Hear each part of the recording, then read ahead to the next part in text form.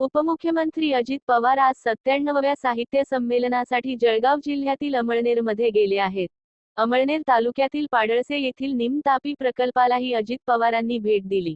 या प्रकल्पाला निधी कमी पडू देणार नसल्याचे आश्वासन त्यांनी दिले आहे. तसेच यावेळी बोलताना नरेंद्र मोदी म्हणजे विजन असलेले पंतप्रधान असल्याचे अजित पवार म्हणाले आहेत. राज्याचे शालेय शिक्षण मंत्री दीपक केसरकर यांच्यासोबत अजित पवारांनी प्रकल्पाची पाहणी केली.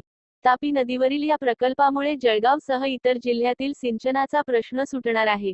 यावेळी अजित पवार यांनी उपस्थितांना संबोधित केलं. पुढे बोलताना अजित दादा म्हणाले, धुळे आणि जळगाव जिल्ह्यात पाडळसे प्रकल्पामुळे फायदा होणार आहे. या प्रकल्पाला निधी कमी पडू देणार नाही. सर्वसाधारण माणसाला, शेतकऱ्यांना समोर ठेवून कालचा अर्थसंकल्प मांडण्यात आलेला आहे. मोदीजी म्हणजे विजन असलेले पंतप्रधान आहेत. त्यासोबतच त्यांनी गुजरातचंही कौतुक केलं.